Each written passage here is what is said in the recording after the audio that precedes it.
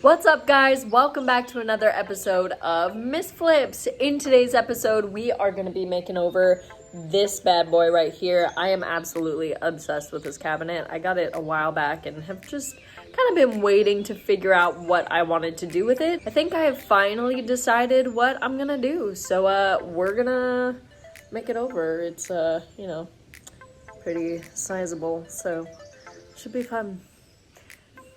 Let's get flipping. So I got this piece off of Facebook Marketplace and it was on there for quite some time, and I got it for $30 and I thought that was a really good deal. But I think people were just a little deterred by how dirty it was and how kind of like, out of shape it was, with the missing glass, and it had like cracks in the glass shelves and such. And so the first thing I'm going to do is start by removing this plastic liner on the inside of the window that has no partner. So I am removing the glass window and I'm going to be replacing it with cane. And yeah, it's just super easy. You just pull it out with some pliers and then you're good to go. And before I get started on cleaning, I am also going to be removing anything else that I'm not going to be using, such as this built-in light. I'm not a big fan of built-in lights in cabinets. I don't know why. Some people are, but it's just not my thing.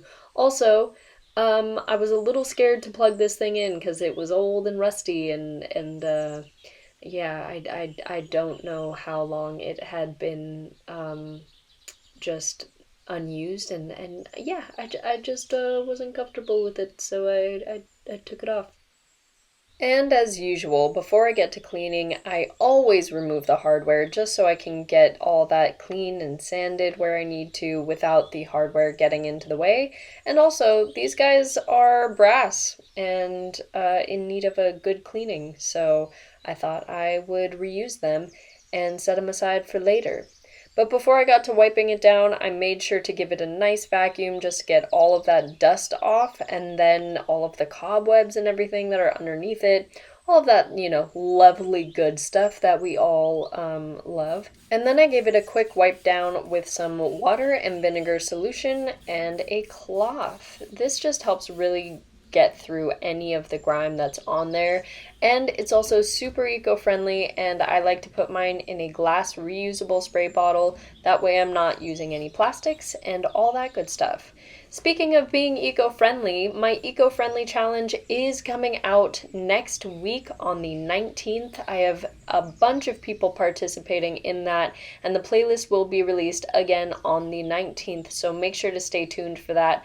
It's going to be amazing with so many eco-friendly tips on how you can, add those elements to your process as a furniture flipper. But anyways, we're moving on to scuff sanding. I'm using a 180 grit. I don't want it to be too smooth, but I also don't want it to be too rough that it's going to mess with the finish of the paint. So I'm starting off with a 180 grit, and well, that's all I'm using because it's a little scuff sand. So the point of a scuff sand is to make sure that the wood is, not smooth. We're just making sure that we get off basically all the finish that is on the wood. We're not worrying about getting, all the stain up. I'm just making sure that everything is kind of roughed up. That way when I go in and paint it later, the paint will have something to grip onto. It's a great, great thing.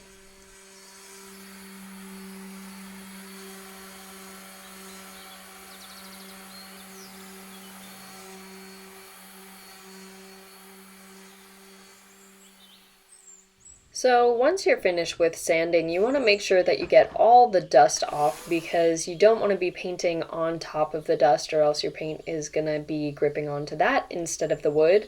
So I start off with vacuuming first, and then I move on to using a damp cloth,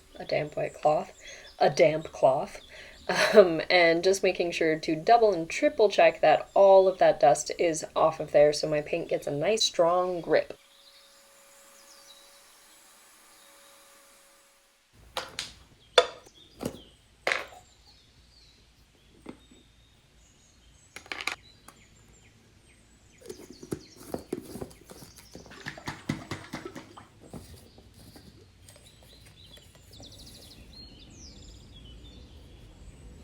So I made this paint out of two colors from different brands. One is a chalk paint and one is an all-in-one mineral paint. So I didn't really worry about having to have a primer because chalk paint is pretty good without a primer on its own. And then the all-in-one, of course, already has primer in it. And it's okay to mix these paints as long as you're not mixing, you know, an oil-based paint and a water-based paint. As long as they're both water-based, you're good to go. I did 3 coats total on the whole piece, and I left certain parts unpainted because I am going to be using wallpaper and then replacing other parts of this piece with cane webbing. So there wasn't really any need to be painting it if it's going to be replaced or covered. And then also it was a good way to save the amount of paint that I had for really all of the necessary parts of the piece that I really needed to paint. Because, you know, I didn't mix too much of this paint. So we needed to use it very wisely and sparingly, which I think I did a pretty good job of.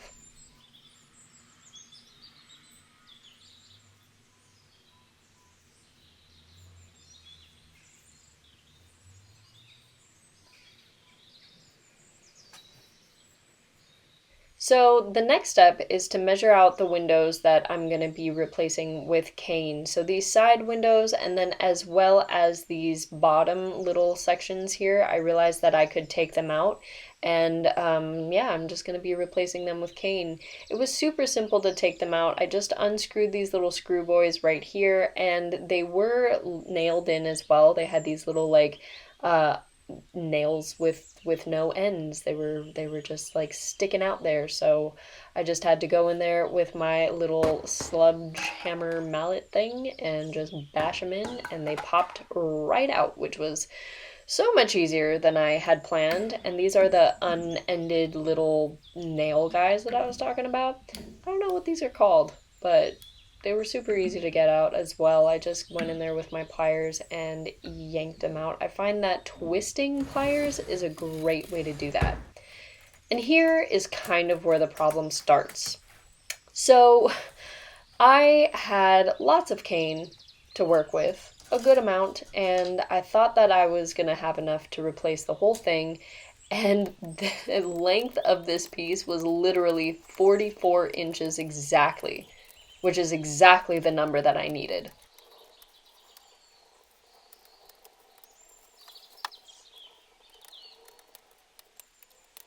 As I got to the end of cutting all my pieces, I realized that I was in a little bit of trouble and no longer had any more cane that matched the color that I needed, so I tried to fit this little piece of scrap in there and it just didn't work. And as you can see, these guys just don't match, so I'm going to try a method that I've never done before, which is bleaching cane.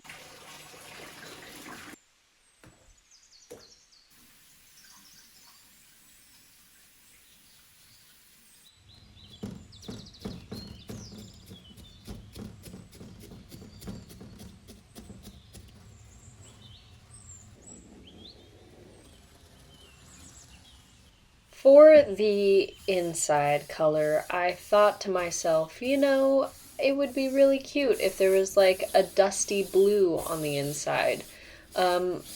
Little did I know that this would not be a dusty blue in the end. I, you know, was just trying to use what I already had and not buy anything else. And I just, well, you know, I'll let you make your own judgments, but I personally didn't really care for it. I didn't like the bubblegummy look of this paint. I thought that it would dry a little, well, different, I guess. I don't know how I thought it would dry. I just thought it would be different. So yes, if you're wondering, I painted all of these parts, you know, with hope, holding out hope, if you will, you know, to see if it would just, you know, be something different than what it was. Obviously, it didn't end up working out that way, and I ended up painting over it. But you don't know until you try, and your girl is nothing if not a really good trier. Anyways, While I let that dry, with all the hope in the world, not knowing what I was getting myself into, I decided to clean the brass hardware with some Barkeeper's Friend, and I tried doing it without soaking it first, so usually I soak it in some water and vinegar and let that boil or just let it sit there. And I thought that maybe I could bypass this step in the process, and it turns out you can. That's just a couple minutes of elbow grease, and it already looks that good. But, back to the issue at hand, and now that this is finally dry, obviously I'm painting over it, and I decided to go with this beautiful purple color that I absolutely love. But don't worry, I won't make you watch the entire painting process. We'll fast forward it like this. So much better. Once everything was dry on the inside of this piece, I went ahead and started on the wallpaper. If you have ever seen me use wallpaper, like on this piece here, you know that I despise wallpaper. I much prefer to paint on any design that is going to be in the background of something. But I thought, hey, you know what? I don't do this very often. Let's give it another go and just see how it would turn out. It's going to be much, much easier, bro. Yeah. Oh, you son of a bitch. What? It's crooked. I hate. Then why did you do this, bro? I need to do wallpaper more. I don't do it that often. Once I found the courage to go on, it was quite easy. I mean, it was stupid, and I didn't like it, but it was, fine. And I just cut where the wallpaper was going to be underneath the little pieces of wood that hold up the glass shelves. That way, any of the lines and seams that were in the wallpaper would be behind those and not visible. And so, yeah, it was a piece of cake once we kind of just figured out a system. And then I trimmed all of the little bits and stapled the piece back onto the back, and it was good to go. Smooth sailing after, the mess.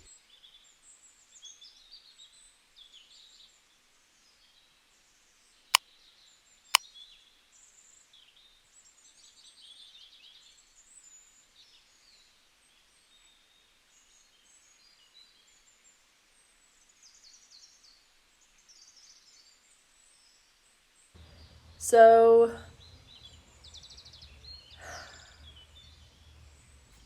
we have a problem.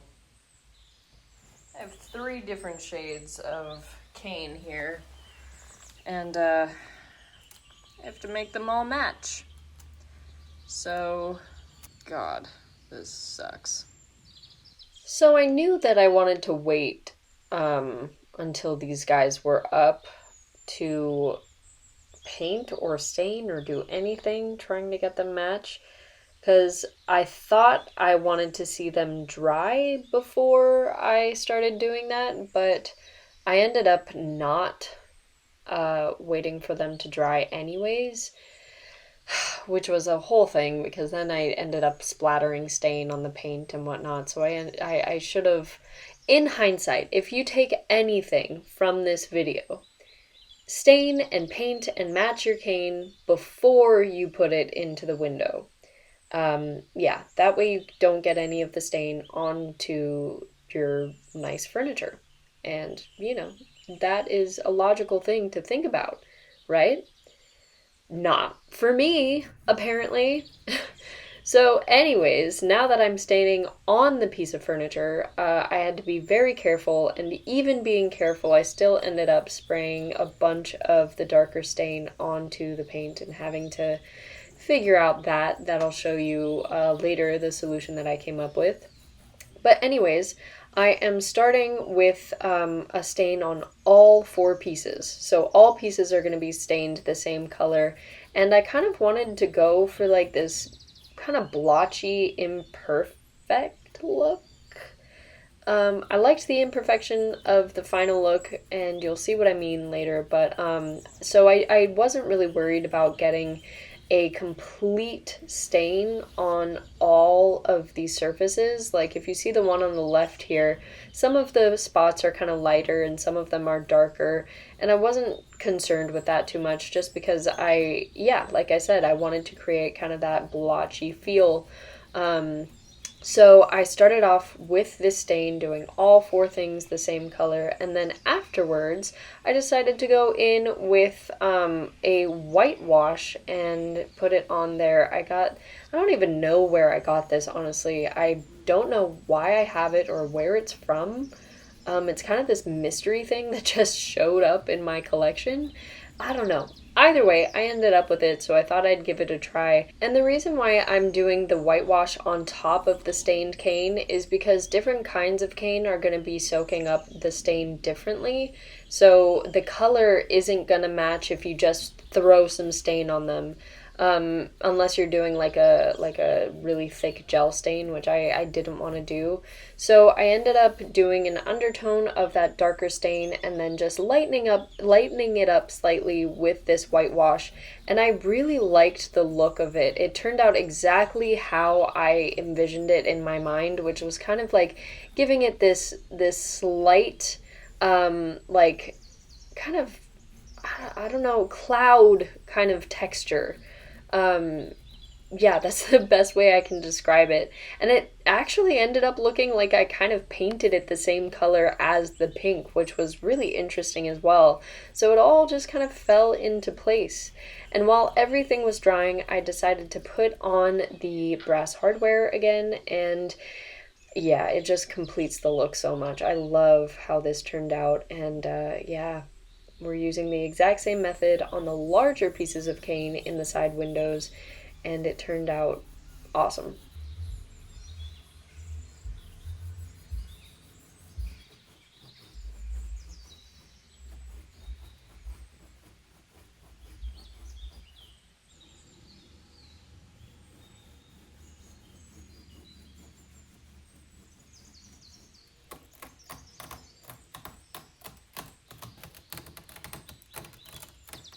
So this is what I was talking about earlier with the splattering of the stain on the paint.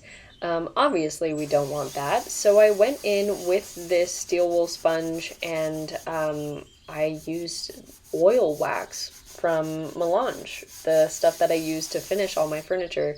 And I just got to scrubbing and it came off so easily. All you have to do is just wipe it off with a rag afterwards. And it did tint my paint. It did make it a little more brown. Made the pink just like a little bit more beigey, which actually I kind of liked. So I decided to keep it that way instead of, I thought, if all else fails, I'll just paint it purple. But I actually kind of liked this look, so I finished off the rest of the shelf with it, and it turned out pretty cute.